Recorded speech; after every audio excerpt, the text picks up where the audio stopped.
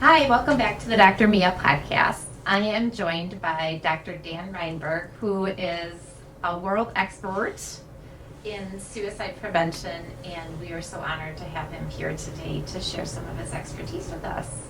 Well, thanks for having me. It's exciting to be here in beautiful space. To start off, tell us a little bit about your background, which is very impressive, but tell us what you're doing. So I've been working in this field for, almost 40 years now. Always here in the Twin Cities. I started working in hospitals and clinics around the Twin Cities. I had a private practice for many years, worked in a very large couple of social service agencies. And then for the last 20 years, I built and ran one of the largest and most well-known suicide prevention organizations in the world. And so I've had a lot of different experiences. When I started working on the crisis lines here, one of the first crisis lines. When I first started in getting off the phones, I worked in one of the first dual diagnosis treatment centers here in the Twin Cities back in the 80s. So I've done a lot of different things in a lot of different spaces over time, and it's been great, actually. It's been really quite an amazing time over the years to get to work with so many people in so many different ways, whether it's one-on-one, group therapy, or on the world scale. When I was a kid, I always wanted to be a doctor. That's just what I always wanted to be. And I told my mom that when I was 5 years old. I wanted to be a doctor. So I really just kind of pursued that. And when I was in undergraduate at the University of Minnesota, I was pre-med and thought I really wanted to go into psychiatry. But very quickly realized that, no offense to any of the psychiatrists out there that are watching, but what I could see where the field was going was just prescribing, just asking about side effects and prescribing meds and getting very little time with patients. When I started in this field was before managed care was even a real thing. And so I really wanted to talk with people. I wanted to spend time with patients. And so I diverted from pre-med to go into psychology and have really maintained that clinical basis in all of my work. In every position that I've been in every organization that I've run, what I've really tried to do is take what do we know is the best science and translate that into something that the public can understand in a way that makes sense to them. Oftentimes I find that many of the people that do the research and publish the research, it's really great and it's really important, but it doesn't get translated. And it doesn't get translated not only to professionals, but to the general public. And I have been able to, over the course of my career, build a reputation around being able to do that translation, and specifically around safe messaging and how do you talk safely about mental health issues, suicide issues, so that the public isn't afraid of them, and actually not only reduces the stigma and the discrimination and the fear, but encourages people to seek help. Some things have changed and some haven't. We definitely have seen more people talking about mental health and suicide. Mental health, I would say, over the last 10 to 15 years. Suicide, more so over the last 5 to 10 years, which has been a lot of my work. When I was running the SAVE organization for the last 20 years, that's primarily what we did and what I did around the world was teach people how to message safely about suicide. So we did research about that. We developed hundreds of campaigns that were used here and around the country and around the world, award-winning campaigns. And I trained people around the world how to develop safe messaging. And so we've seen this evolution of some people trying to talk about these issues more safely, but a general change in that more people want to talk about it. The challenge really has become that while more people want to talk about mental health and suicide, they haven't necessarily done so in safe ways. And that has created challenges for us trying to kind of get people to where they could message safely because they want to message and do it in a way that supports help, healing, hope, recovery, those kinds of issues. What are some of the risks of people don't know what they're doing and they're talking about suicide. When people are messaging about suicide and doing it in an unsafe way or not following the best practices, I wrote the best practices for media reporting on suicide. I wrote a set of best practices for reporting on mass shootings, blogging about suicide, lots of different guides like that. And also I'm the co-editor of the World Health Organization's guide for reporting on suicide. We have a set of standards that really kind of help guide people when they want to talk about these issues in a safe way that supports the idea that you can talk about it and that you can recover from it and you can get help. And that's what's called the Papageno effect, is when we incorporate hope, healing, recovery, resilience, mastery over a crisis, we actually have data that can tell us that you can reduce the risk of suicide. You can start to minimize it. You're never going to completely eliminate it anytime you talk about this. But the flip side of the Papageno effect, which has been around for many more decades, is called the Werther effect. And the Werther effect is when people message inappropriately about suicide. And that's primarily around traditional media, the news media, but it extends to anybody. So when they put out messages such as, if you go to this therapy, you will get better very quickly. Well, we know that very quickly is very different for everybody. And not every type of therapy works for everybody. Or we see some medications that are being promoted for antidepressants or for anti-anxiety medications. And what we see and what the research bears is that if a person sees those on a commercial on TV, or they hear it on the radio, or they see it in a magazine, they will go to their physician, a primary care physician, and ask for that medication specifically. And more often than not, get prescribed it without the physician even knowing the right things to do and ask about it. And that increases their risk because of the side effects and the risks of the medications, especially for younger people. We have other risks when people are messaging about suicide. Oftentimes they will include images that are really kind of risky and dangerous. So they'll say, we're going to do a suicide prevention talk in a community, and they'll have a picture of a firearm on there. Or they'll have a picture of a bottle of pills or alcohol spilled all over. Sometimes we see lots of messaging with images where you see somebody very sad, downtrodden, and unhappy or tearful. And while that resonates with those people living with those illnesses, it doesn't engage them in hope or recovery. So you get this message, we're doing an educational topic, conference, community event, but the image doesn't match it. So safe messaging guidance helps professionals and helps the general public know how to talk about these things more safely. The other thing that it really comes into is when we're trying to help somebody learn how to have a conversation with somebody who might be at risk of suicide. So for example, this is one of the biggest fears is that if you ask somebody if they're suicidal, that's going to increase their risk. It's going to lead them to suicide. We have a lot of research that tells us that isn't true. However, if you were to say to somebody discloses to you that they might be at risk of suicide, they've thought about it, they read about it, they had a dream about it, and you say, well, you would never do that to your kids, or you wouldn't do that to your spouse, would you? That framing shuts them down very quickly. And it not only shuts them down in that one-on-one conversation, but it makes it much less likely that they're going to even disclose that to a healthcare provider, whether it's a therapist or a primary care professional. So we want to change how people discuss these issues in a more open way, in a more unbiased way, in a more favorable way that leads them to, I can overcome this. Exactly. We've had too many studies where even physicians will say to a patient who's in an ER, well, you haven't really thought about killing yourself, have you? And that can be very, very difficult for a patient to hear. There's a thing called self-negation bias, which is when a patient will say to themselves, well, nobody's going to help me. Nobody wants to help me.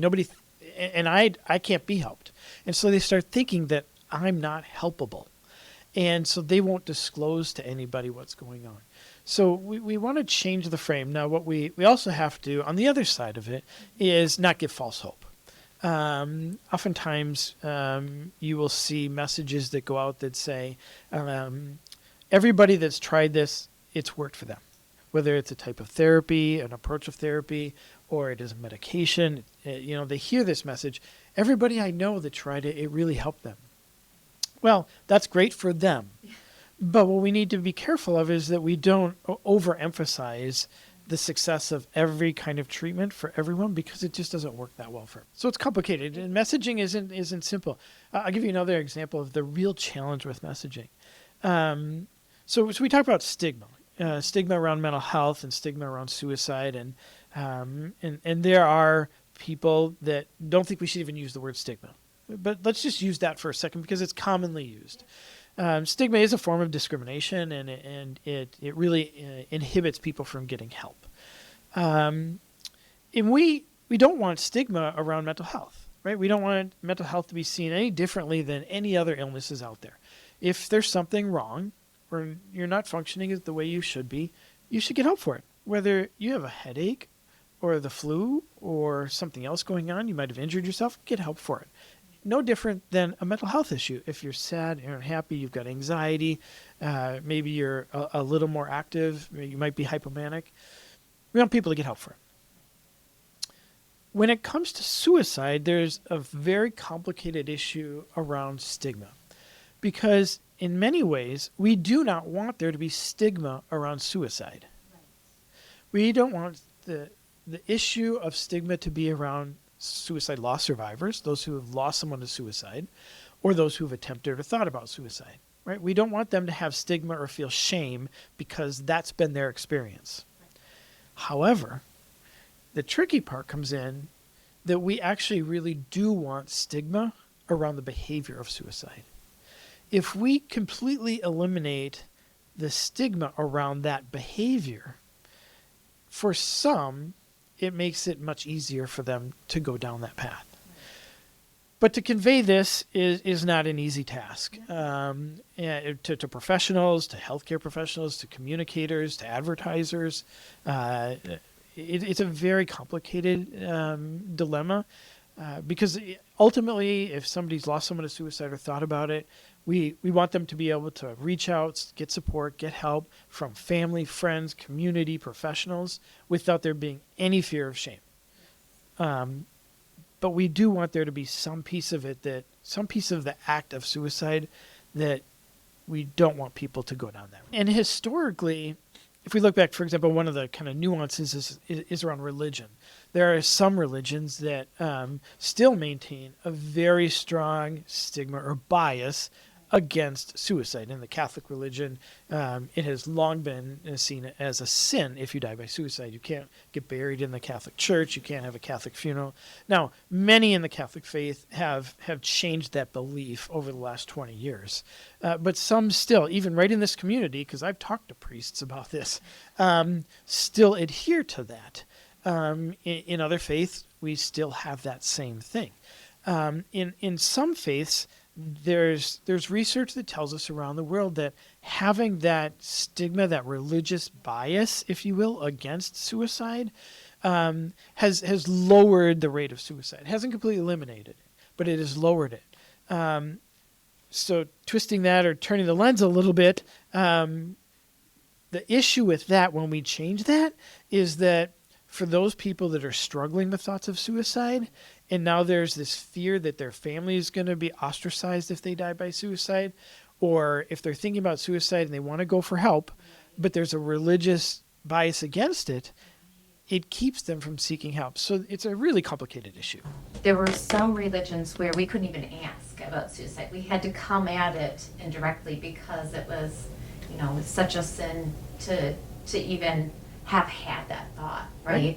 And so you're asking them, about passive thoughts of dying or things like that. So, which makes it so hard then if they really are having suicidal thoughts, how you can't just directly get in there with them. But yet at the same time, we're communicating a message that, no, it's okay to ask about suicide because, we want people to talk about it. There are some languages that don't even have the word suicide in it. Some languages that don't have the word depression in it. So it's very difficult with some populations. We have a very large Somali community in this state, and there aren't words for this. When they go to the ERs, it's very difficult to communicate with those individuals about this.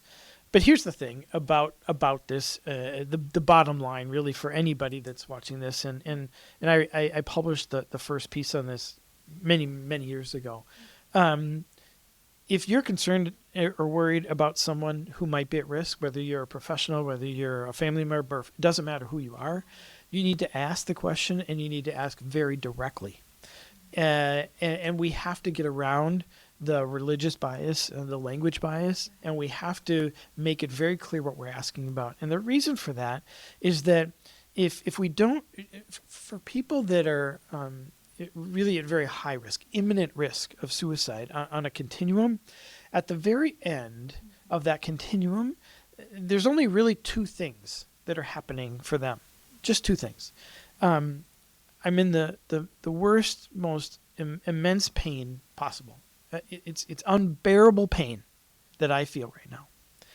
And death is my only way out of it. They don't think about other things. They're not thinking about their jobs. They're not thinking about their families. They're not thinking about their futures. They can't. Their brain is in so much agony. In reality, what happens to the brain is it narrows everything down to those two things. So if you're talking to somebody and they're in that place and you don't ask them directly, you aren't going to get the answer because they can only answer based on those two little things that is left for them at that moment in time.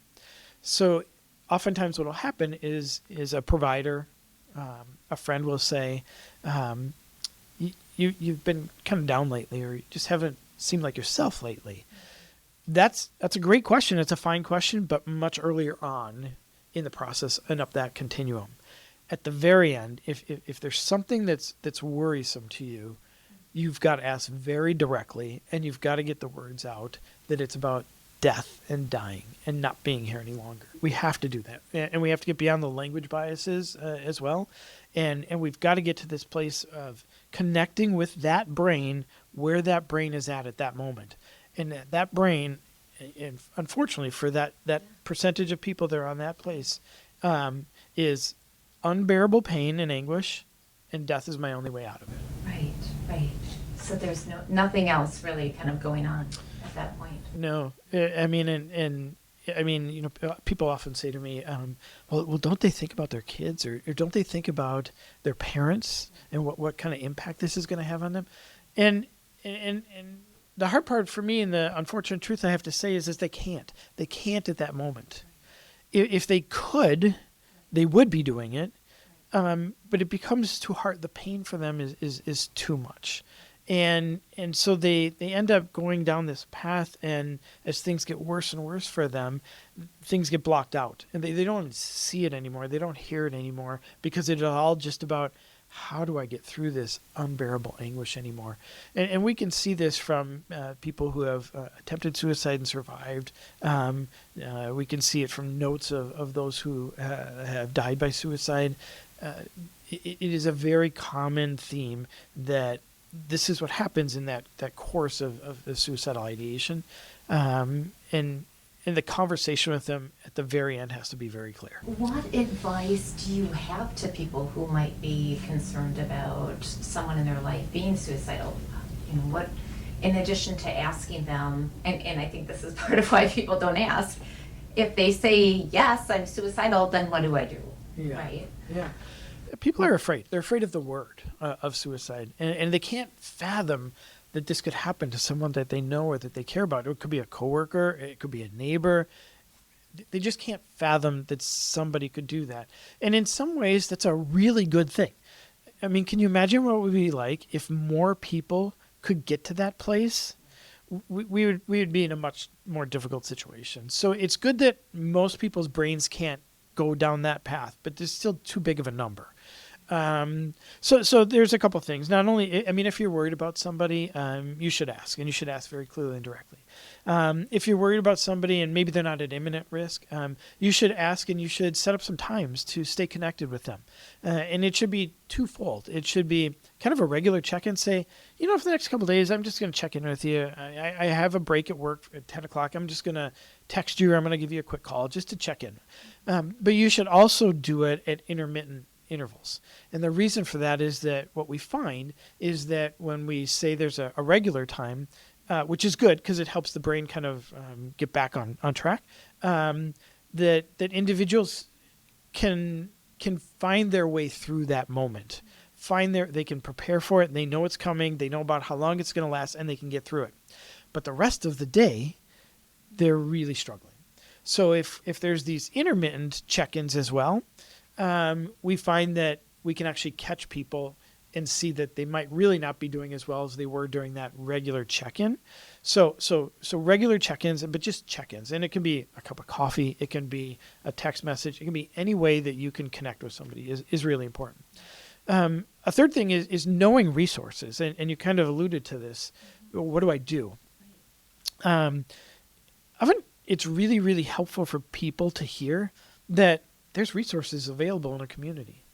Many people who are struggling with a mental health issue or thoughts of suicide don't know that there's access to lots of different kinds of care. And so if you can provide them and say, well, there's hospital care, there's outpatient kinds of care, there's support groups, there's medications, there's vitamins, there's acupuncture, there's alternative kinds of therapies. What we're doing is not only saying that there's treatments out there, but there's multiple different ways because they might want one or not want one. They might have tried one and it's worked or not worked. So we don't want to get into that box. We want to give them the alternatives. The key to all of that, the key to offering resources is adding in one other statement. And that other statement is the treatment works. It makes a tremendous difference and impact on people who are struggling with thoughts of suicide if we say, I hear what's going on. I don't know what it's like for you, and I haven't been there, but there's treatments that are out there and they work, and we can call this number or we can go to this place, but the treatment works. It's amazing when I train media around the world. That is one of the key points that I talk to them. I train them on the best practices for how to report on suicide safely, but I always tell them you've got to add in there that piece that treatment works because people need to hear that in their moments of despair. Because otherwise they think to themselves, well, there's a whole bunch of treatments out there, but how do I know if they work? Well, if they're talking to you, they're going to trust you. Tell them it works. That helps them get to help. And it is for a range of people. It doesn't matter your age, your race, your gender, your sexual orientation, your occupation. None of those things really impact it. It is more about how open you are to the process of treatment, and that's true for medications as well as it is for psychotherapy. We know that most people, if you look at various studies, most people don't take medications as they're prescribed, and that becomes really problematic. As a matter of fact, we can look at studies of young people, adolescents who died by suicide, who were prescribed antidepressants. In one study, 0 of them had them in their system at the time of death. So this idea around medication compliance and adherence is really important, and most people don't follow that. And most people don't like the side effects of the medication. So, and they don't want to tell their providers, well, I tried it, it didn't work, and it takes too long to work, and I don't like the side effects. So we need to make sure that people know that there's multiple different ways in which therapy and medications and alternative approaches work. And they find the ones that work best for them, but they do work. And even when people have tried other things, to let them know that there's more, right? There's more options. There's more things out there. There's always more. But their fear is that I've tried them all. I've been to a support group. I've been to a therapist before. I've taken the medications. None of them works. We know that there's a percentage of people that are treatment resistant.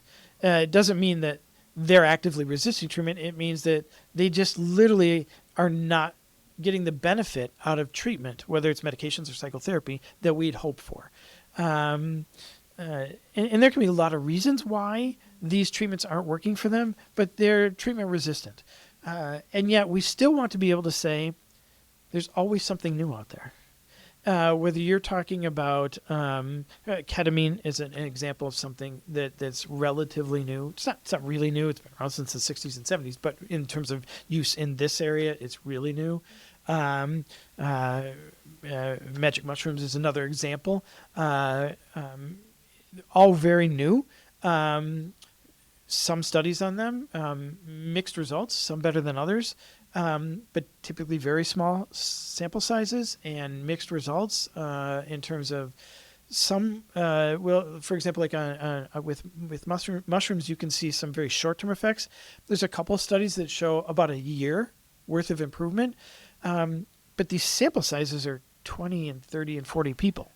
Very difficult to really see how it would work on the general population.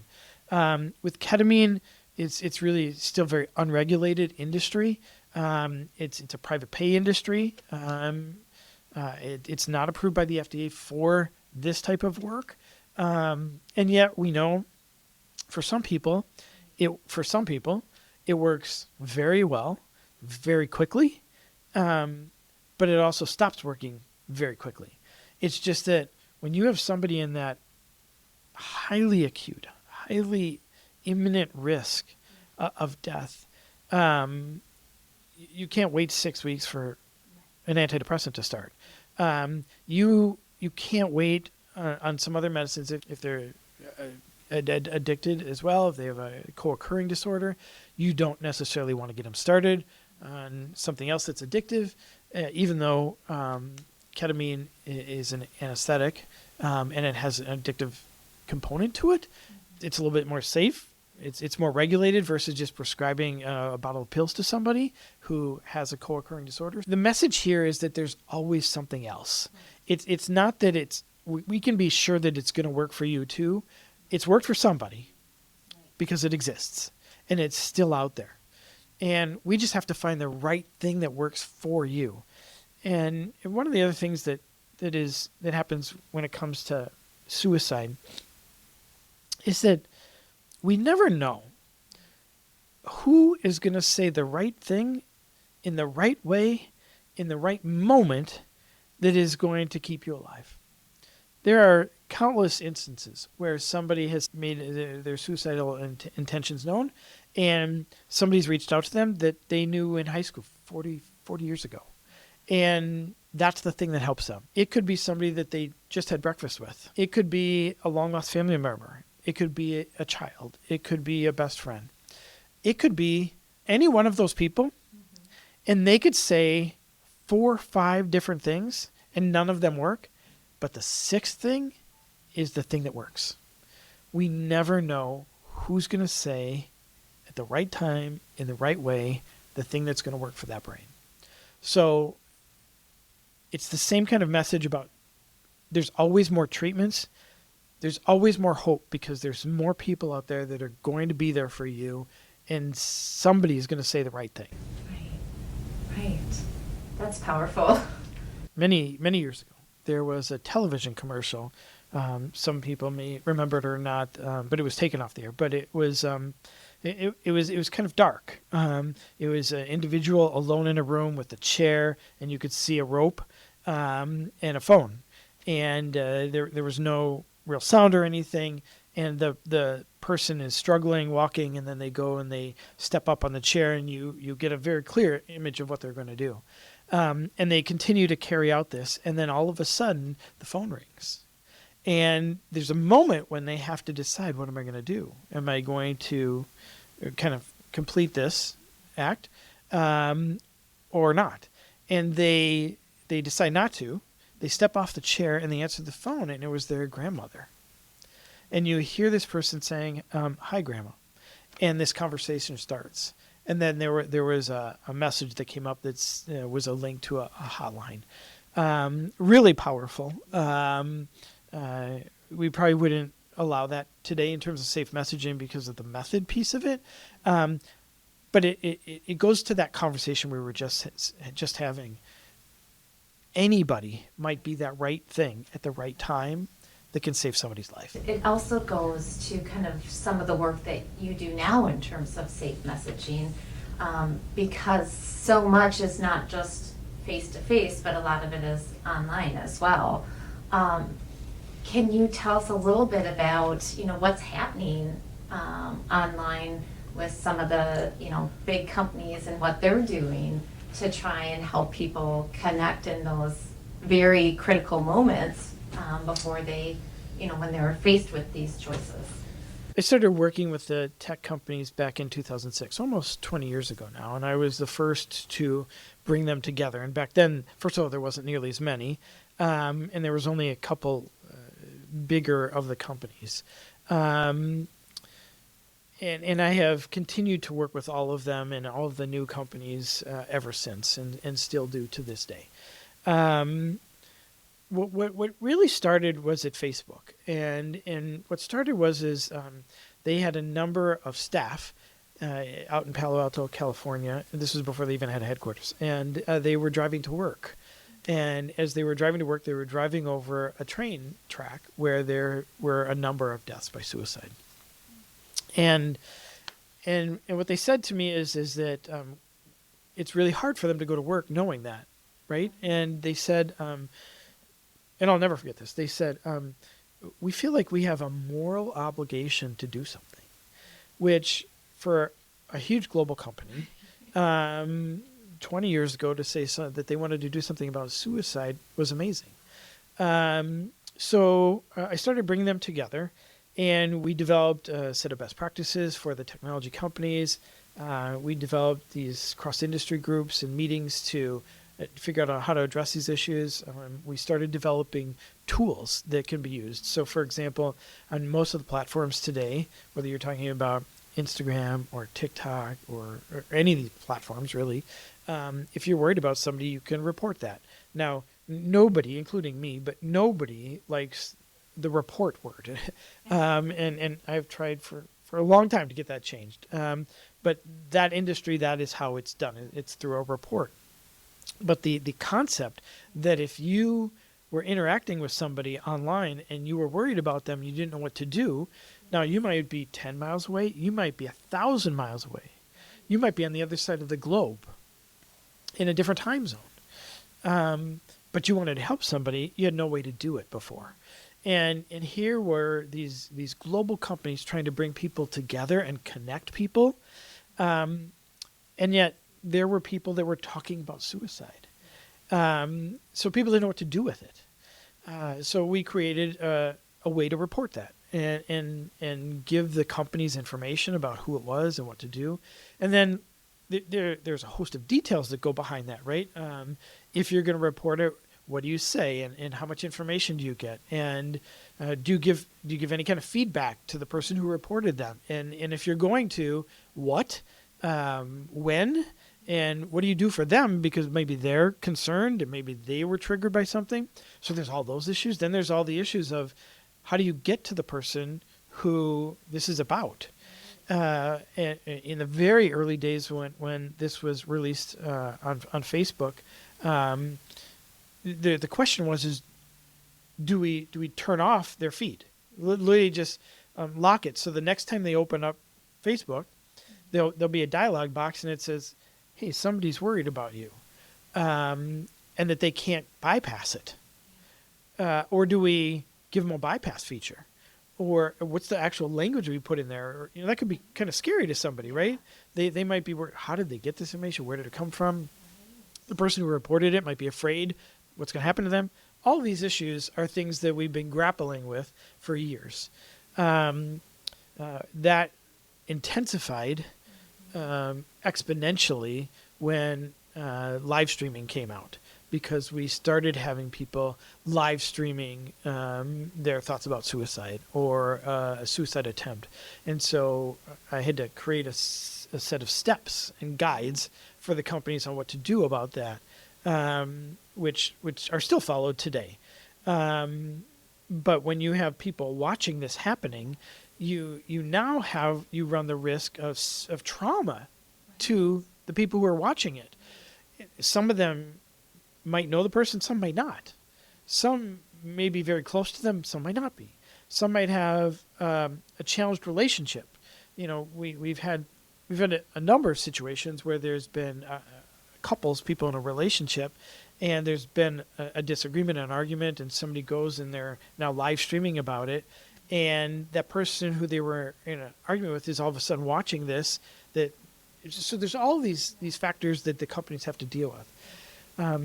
Add to that is, how do you provide resources to people on a global scale around the world instantaneously, which is not easy.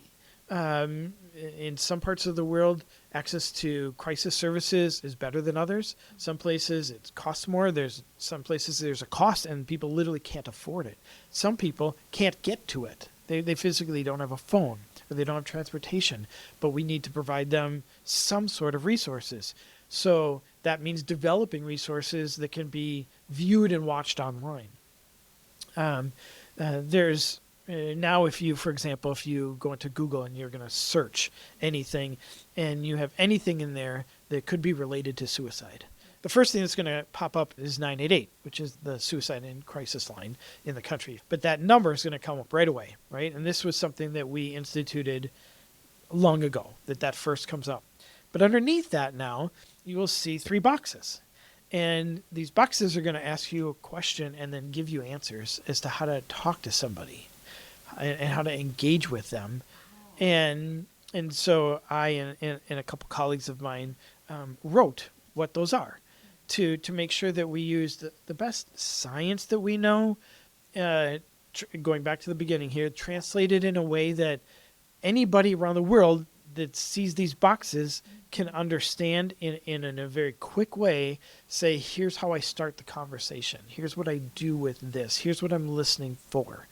All of these are the kinds of things that get worked on by these companies all the time. And right now we're living in an age, we've been for a while, where all of these social media companies have really been,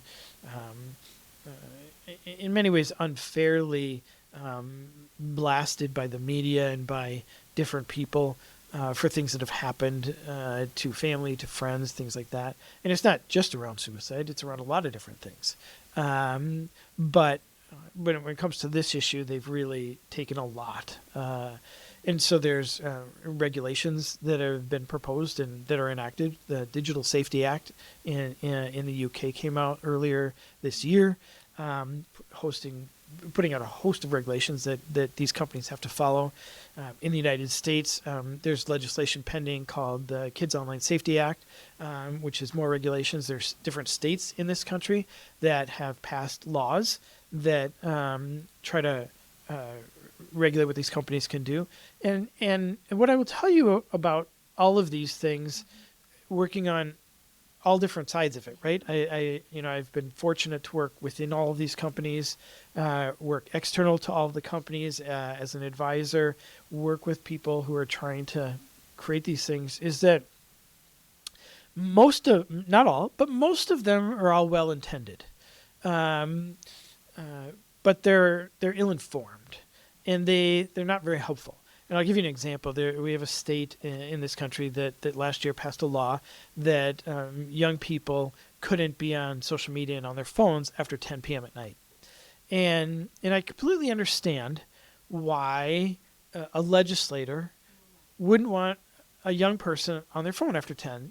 We want young people to sleep, and we know that if they're on their phone, it's stimulating and there's blue light and can keep them awake. All these things, right?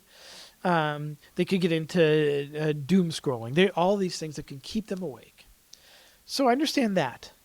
However, on the flip side of that, if you have a young person, maybe somebody who's LGBTQ, or somebody who's in a suicidal crisis, that has reached out and is talking to somebody, and they're engaging in a conversation, or they're getting support and they're getting resources, and it's 9:58, and at 10 o'clock their phone has to go off, or there could be penalties, literally could be penalties to the companies, financial penalties.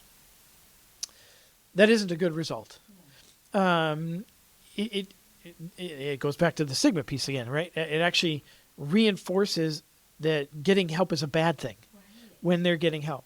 So I think that a lot of these types of regulations and things that many are trying to do are well-intended, not necessarily well-informed, and some are better than others. And I do believe that COSA will pass. It has lots of bipartisan support around this country. There's some good parts to it. There's some parts that I really support. There's some parts that I'm not so much in favor of. One of the challenges that we have is that with all of these things, what is ending up happening, whether you're talking about the regulations out of Europe, there's regulations coming out of Australia, New Zealand, all over the world, is that the regulations are making it such that if the companies have to comply and do comply, they are platforms that people will no longer be on. And we actually are seeing that happen. So what's happening is they're leaving the platforms and they're going to unsafe places that aren't regulated, that aren't paying attention to regulations, that are coming under the radar, the smaller companies. So it's not really helping in the way that we'd hope, because there's almost this over effort to regulate. We need a better balance on it. We need a better balance. I think the biggest thing I've learned from talking to you about social media and suicide prevention is that there is just this very strong interest in trying to help the people who use their platforms. These are their customers. They want to take care of them. And I think that the general media kind of puts out there that they don't care, they're just making money. But that is never the sense I get from you who's working with them as a consultant, right? And they're paying you to help them help their customers, right? So, Well, they don't pay me, but but maybe they should. but they do. They pay a lot of employees.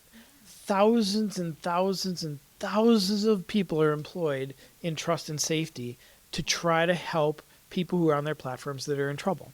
Whether you're talking about an eating disorder, you're talking about a mental health issue, you're talking about a suicidal related crisis, they are paying lots of people to work on this 24 hours a day.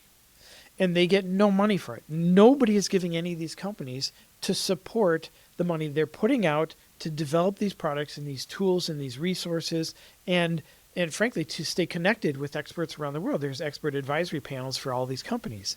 And no government is giving them money for that. No corporations are paying them for that. And everybody's position is as well, these are big companies, they have a lot of money. If you step away from that for a moment and you say any business who's putting out money on their own is doing it for their own good, it's at their expense too. It's really at their expense. And they're doing it because they believe in this. I have, like I said, I've been incredibly fortunate to work with many, many people at all of these companies for almost 20 years.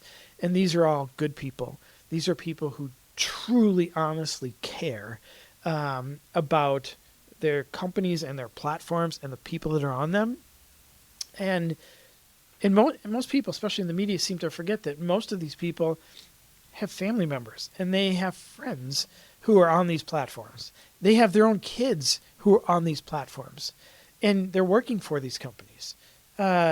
So they're not ill-intended. They're not predatory. They're not intending to hurt people. They're not developing things that are intended to harm people the way that some in the media would portray. I know that there's been a handful of people that have come out, whistleblowers or what have you, that have talked about different studies. And they have some information. They may not have all of the information. These are very large companies. And the other thing is that I would tell you is that no company's perfect. No company's perfect. There's more that these companies can do. There's more that every company can do. We don't have cars that are made and there's no standards that you just stop there. There's always improvements. I'm old enough to remember the red light in the back window when that first came out, and it was optional.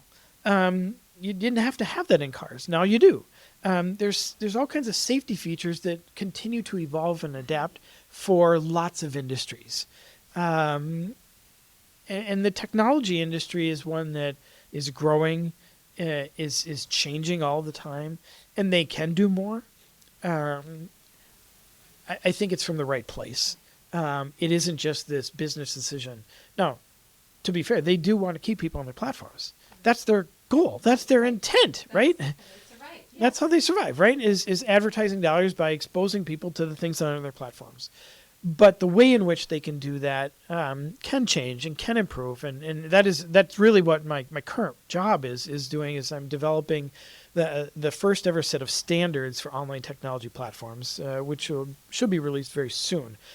So if you can think of movie ratings, so parents and kids can know what movies are rated. I've developed a way in which we have standards, and there will be ratings of these companies. So a young person could open up one of these apps, a parent could open an app, an educator could, a legislator could, a healthcare provider could, and they could see, is it a safer place for young people to be or not? Wow, that's such a great idea. It's such a great idea.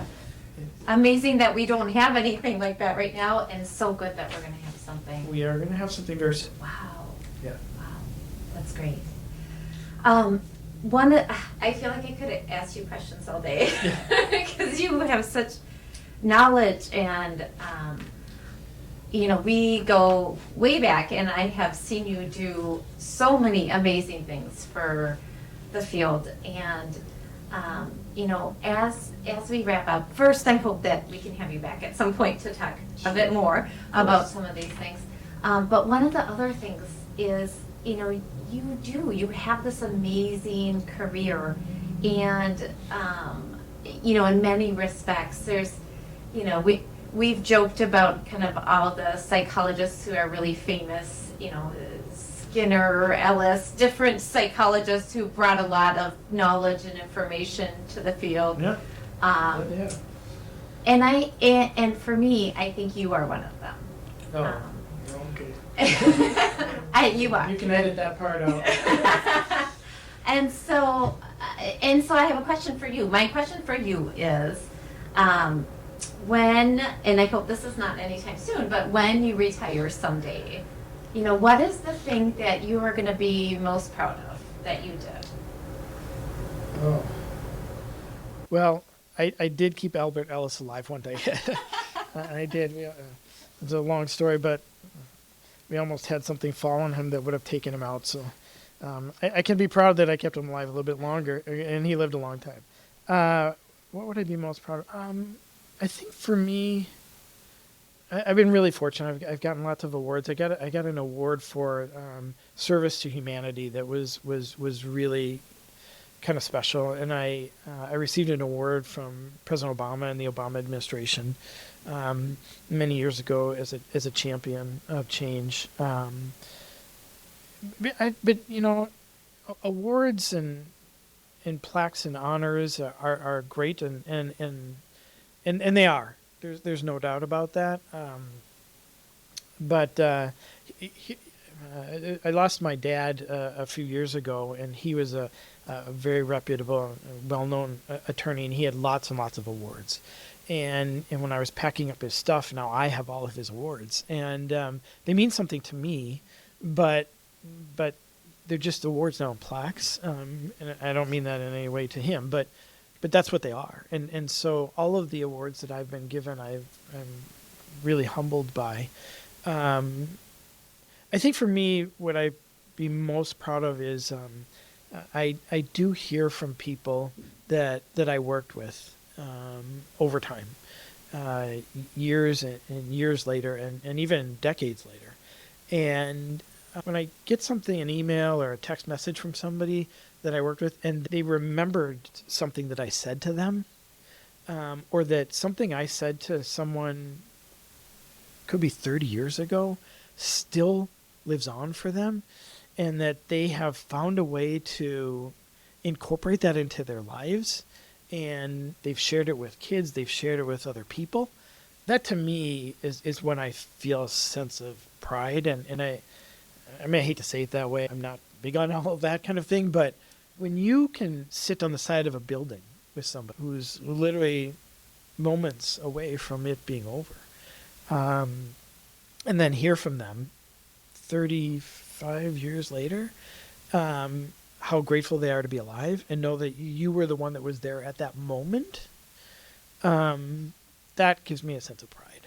And that's what I hope I will be able to carry on or live with and know more than the awards. And, my mom would tell you when I go and I do different things, she always says, like you're upping it every time. Like I've been on Larry King's show twice before he died, obviously, but I was on his show twice, and she's like, well, you can't get higher than that. And then when I was asked to speak at the White House, she's like, you can't get higher than that.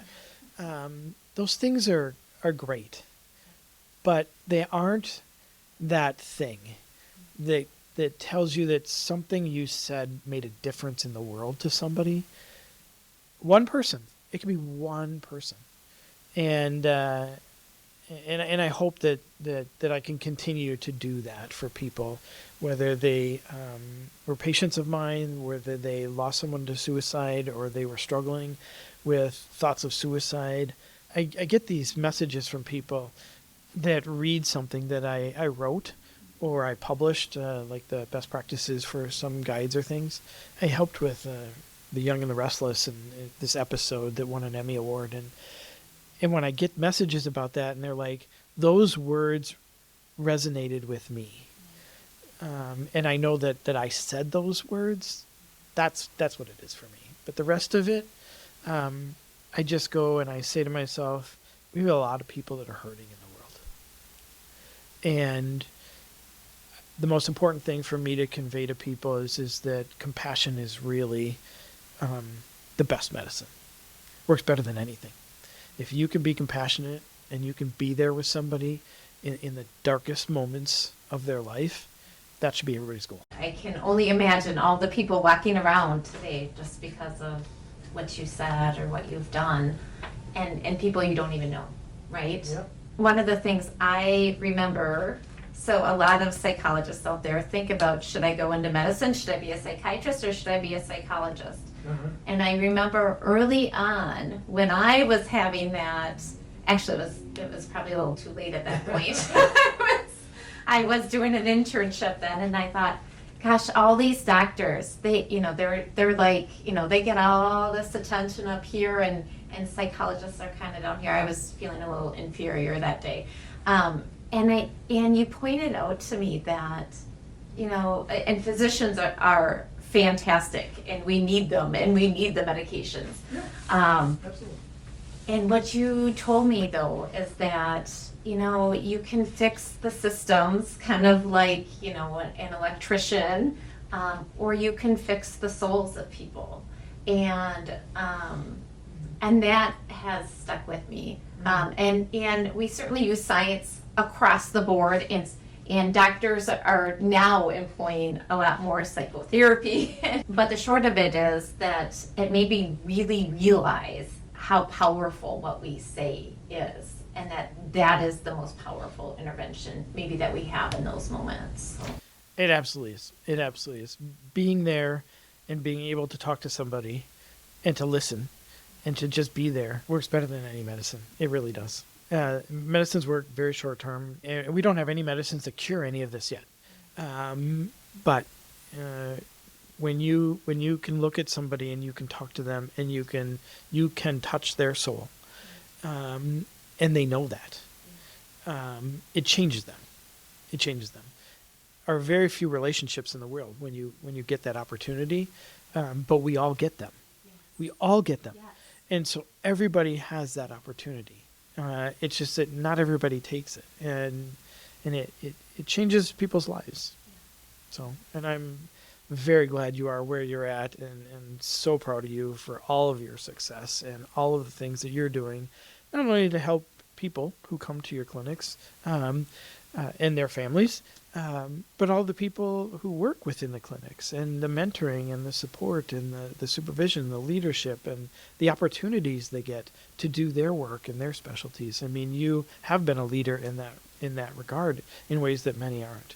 So you're doing it all, and you're doing it really well. Well, before we go, I just want to highlight again, we have the National Suicide Hotline for anybody who's struggling or needs help.